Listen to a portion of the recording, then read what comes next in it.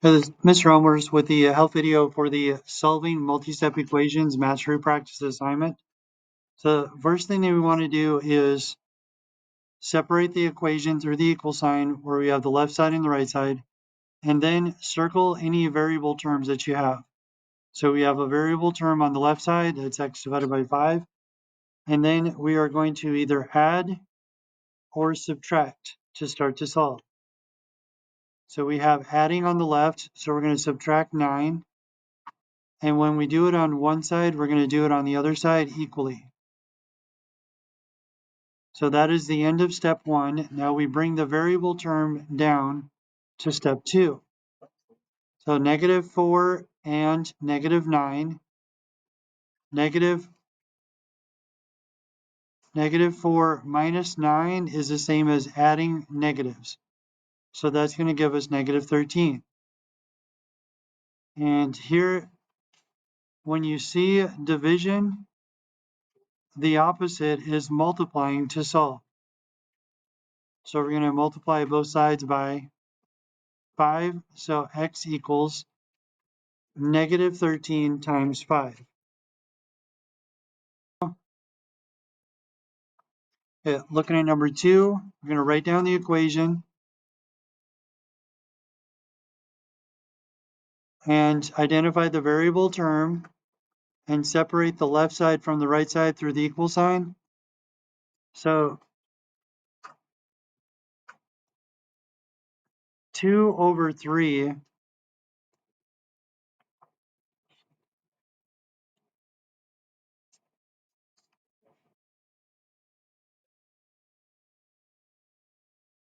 okay, so I had to reset that. So on the left side, the variable is being multiplied by 2/3. So technically, we need to divide by 2/3 to solve. But we learned back in the earlier in the year, reciprocals, dividing by 2/3 is equal to multiplying by the reciprocal. So in order to solve this, we can actually multiply both sides by 3 over 2. On the left side, multiplying by 3 and dividing by 3, multiplying by 2 and dividing by 2 will cancel. So we are left with x equals negative 24 times 3, which is negative 72 over 2. Negative 24 times 3 will give us negative 72, and then negative 72 divided by 2 will give us our answer. Okay, continue with number 3.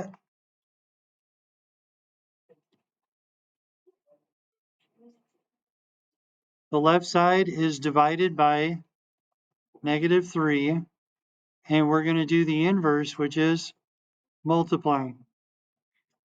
We're going to multiply the left side by 3, and then multiply the right side by 3.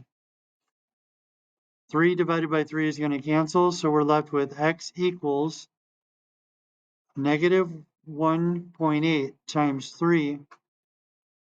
A negative times a positive is going to be negative, so then multiply 1.8 times 3 for the solve.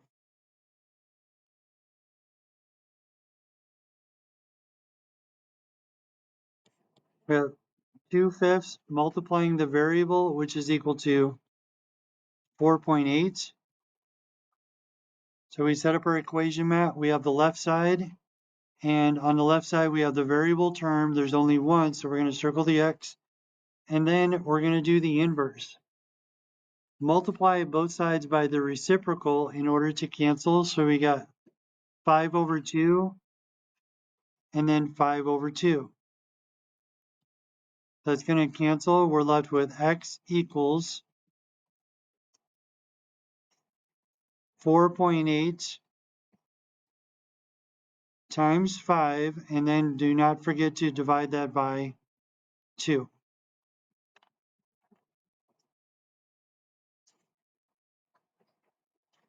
Okay, so after we clear the variable, we're going to multiply the entire equation by the greatest common denominator, which is 9. So 9 times 1 divided by 3 is going to be 3x. 9 times 2 is 18. And then 9 times 9 divided by 9, we're going to be left with negative 5x. So we're going to subtract.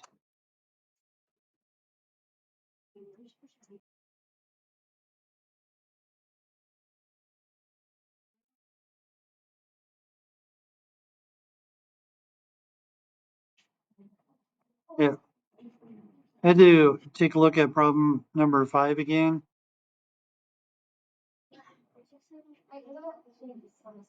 So multiplying both sides of the equation by a common denominator is something we can do. It's called clearing the fraction.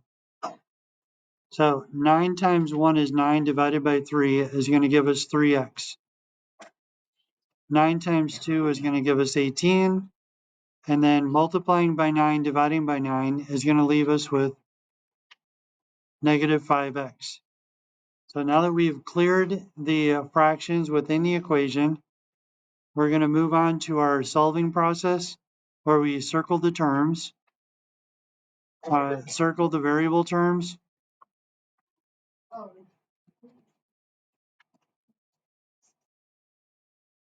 And when we have variables on both sides, we need to isolate the variables or consolidate them to get them together onto one side. So we only have plus 18 on one side. So we're going to cancel on the left side. So we have 18.